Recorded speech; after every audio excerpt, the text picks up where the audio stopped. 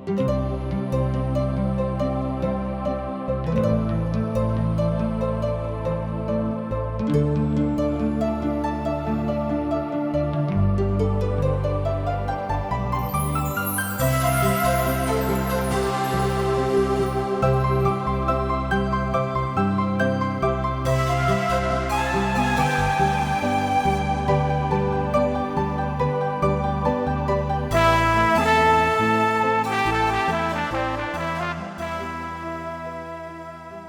जिंदगी हमके एक के बार मिलेला। जिंदगी बहुते अनमोल हवे। अगर ए जिंदगी का जैसन जिए के चाही वैसे ही नहीं जियत तो जिंदगी नीरस हो जाई। यही खातिर TWR इंडिया जिंदगी के राह कार्यक्रम प्रस्तुत करता कि आपके परमेश्वर के रास्ता में आगे बढ़े में मदद कर सके और आप सब मस्त जिंदगी जी सकें। कृपा करके देखी सुनी जना से परमेश्वर आपकी जिंदगी का रास्ता बतावे वाला ठहरस। हाँ मित्र, एगो औरी नया अध्याय और मशहूर युक्ति सबसे पूरा भाग यशाया 11 अध्याय के मुख्य विषय है राजा के आदमी और उनकर शक्ति तथा राज के उद्देश्य एवं कार्यक्रम। एक खाली फेर स्मारक के रूप में ई उहे एगो भविष्यवाणी है जौन की 7वां अध्याय से शुरू भइल रहे और अभी एगो औरी अध्याय तक चली। ये सब भविष्यवाणी में एगो विकास क्रम देखल जा सकता। इस सब आहाज राजा के राज्यकाल में कइल गइल भविष्यवाणी है। एकरा पहले हम देख चुकल बानी न्याय के दिन के विषय जौना के महाक्लेश काल के कहल जाला।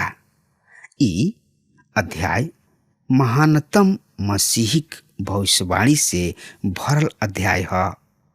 एकरा में भविष्यवाणी बा मसीह के पूर्ण आगमन के, जब ऊ आके अपना राज के स्थापना करी हैं। और ये भविष्यवाणी में इहो स्पष्ट कइल गइल बा कि एह युग में उनकर कार्यक्रम का होई। अध्याय 12 में हमने के देखे के ओ राज में राजा के आराधना वेदना के रूप में। आई अब देखल जाओ राजा के व्यक्तित्व और उनकर शक्ति के।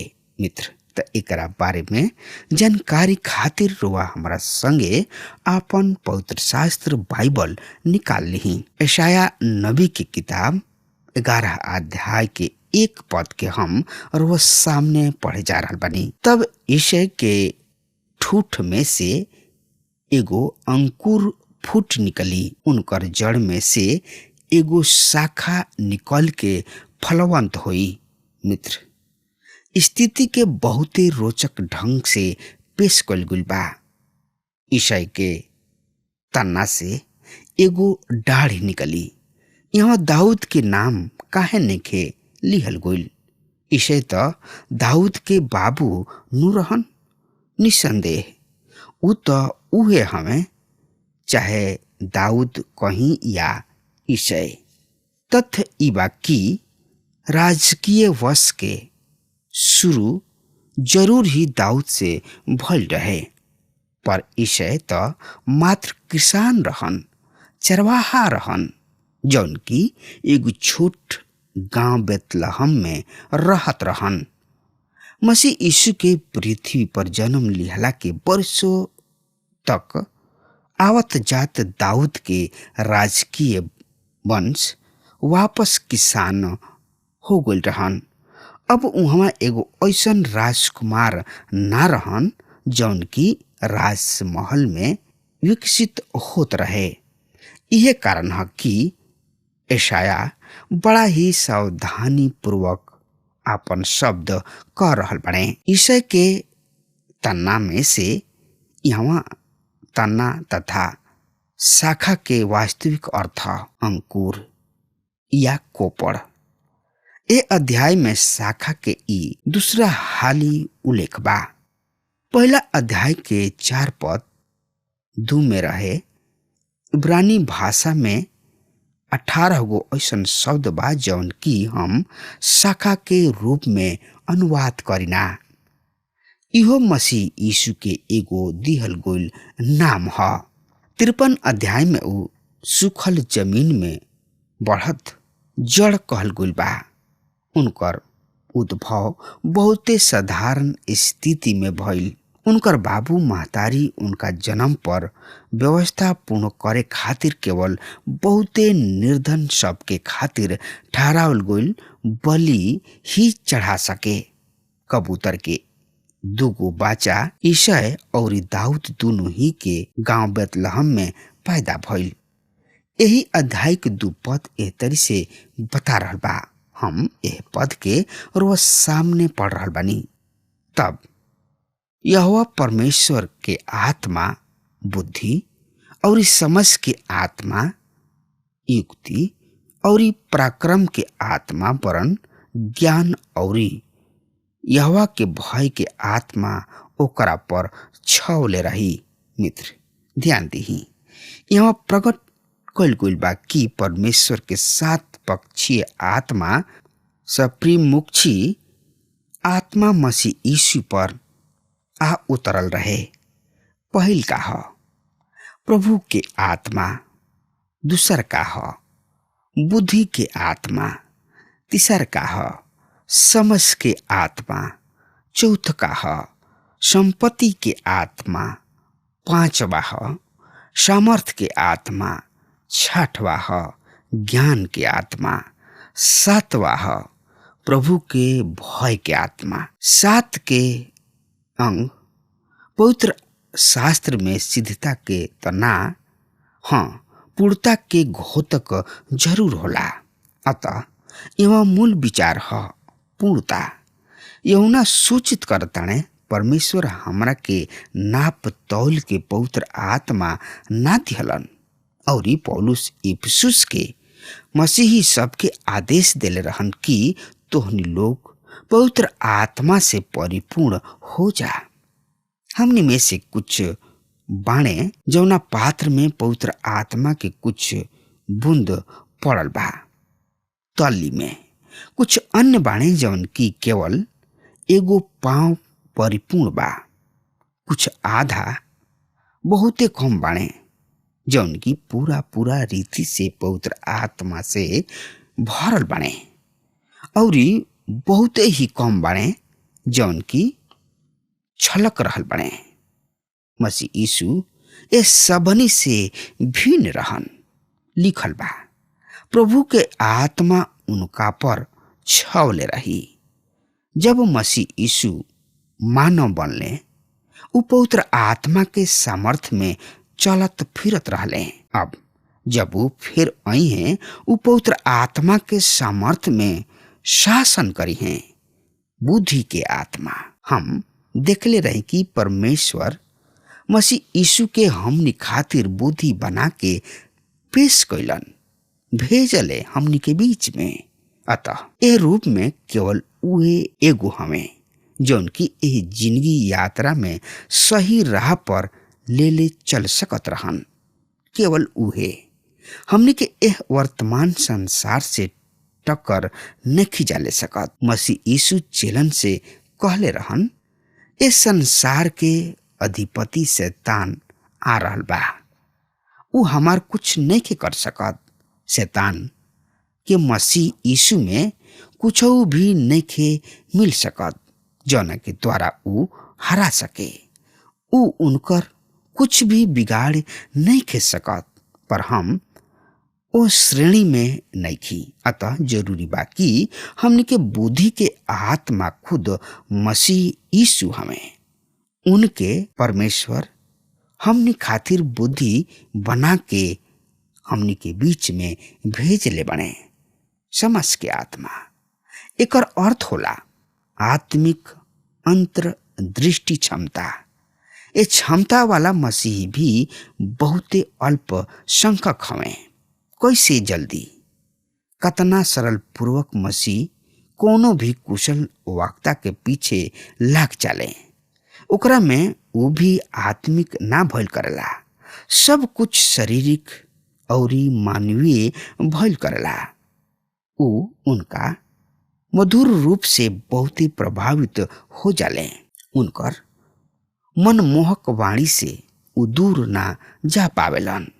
इ पक्ष ऊपर कुछ ऐसन छा जाला कि उ ई परखल ही भूला जाले कि जवन कुछ उ कह रहल बाणे सही में पवित्र शास्त्र सिद्धांत समर्पित सत्य भी है या ना। आवश्यक बाकी मसीही सब के परखे के आत्मा प्राप्त होके ई परख कि प्रभु के ओर बा और के नहीं खे। हमने के आस पास अनेक मसीही संस्था अंकुरित हो रहल बिया। अनेक बा जौना के बिना कुछ याचना कोइले आर्थिक सहायता उपलब्ध हो जाले, पर उन लोग के पवित्र शास्त्र के बारे में सच्चाई संदेह प्रद भइल करला। पर दूसरा ओर कुछ संस्था बड़ा ही निश्चलता पूर्वक कार्य करले, पर उन लोग के आर्थिक सहायता देवे वाला केहू ना भइल करला। उन लोग परमेश्वर के प्रति उनका आह्वान के प्रति और पवित्र शास्त्र सिद्धांत सब के क्षेत्र में त्रुटिहीन होले। फिर भी समाज में दृष्टिहीनता के कारण उन लोग के आर्थिक बोझ उठाए वाला केहू ना हो। हमने के समझ के आत्मा होकल बहुत ही जरूरी है।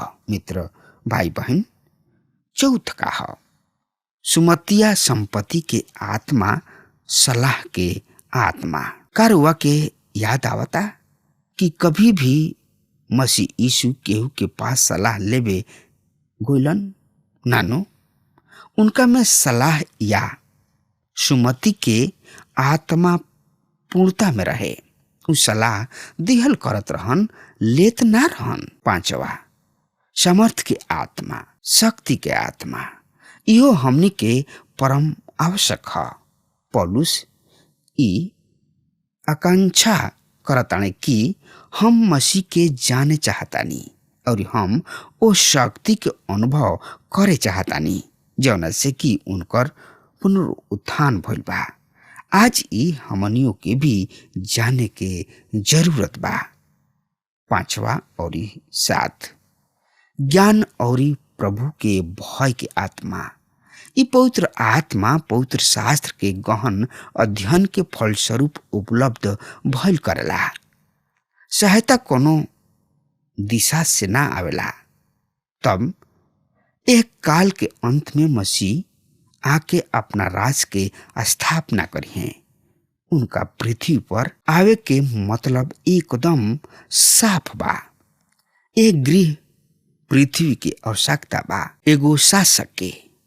संसार मसीह यीशु के ओर देख सहायता के याचना ही ना कइल और ना ही वो भविष्य में ऐसन करी है। ऐसन लक्षण दिखाई नहीं खेते, पर परमेश्वर उनका के नियुक्त कइले बाड़े। ई विश्व मंडल, ई सृष्टि परमेश्वर के है। अतः परमेश्वर ही उनका के ए विश्व मंडल के शासक नियुक्त करी हैं। तब मसीह यीशु न्याय के कार्य शुरू करी हैं और उनकर न्याय मानव के न्याय से भिन्न हुई।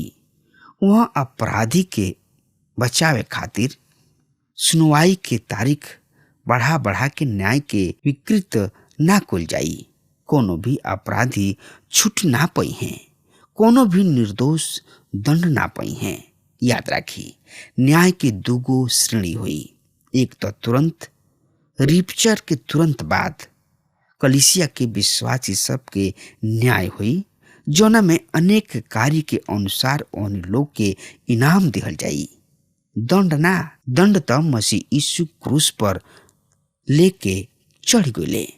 अब जे मसीह में बा उन लोग के दंड के कोनो आशा नहीं खे।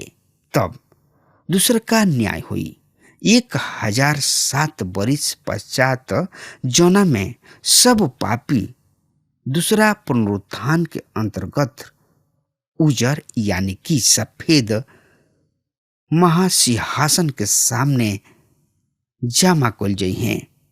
ओहनी लोग के विषय निर्णय कोनो रहस्य ही ना होई। वहाँ तो बचे के कोनो सलाह ही नहीं के उठत, काहे कि ओहनी लोग के पापी होकल तो उनकर रिपचर के क्षण जिंदगी ना होके के द्वारा ही प्रमाणित हो गई रहे। यहाँ ऊ अपना दंड के घोषणा सुनने खातिर खड़ा हुई हैं, केवल ऐसे कि मसीह यीशु खुद के न्यायी प्रमाणित कर सकस। केहू ई दावा ना कर सकी कि मसीह यीशु उन लोग के नरक से बचे के अवसर ही ना प्रदान करी हैं।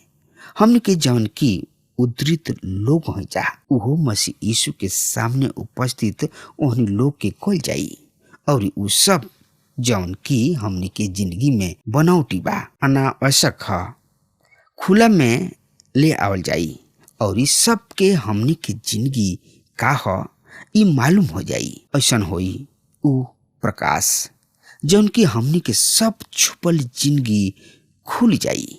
मित्र, यशायाह नबी की किताब 11 अध्याय के 5 पद एह तरी से बता रहल बा।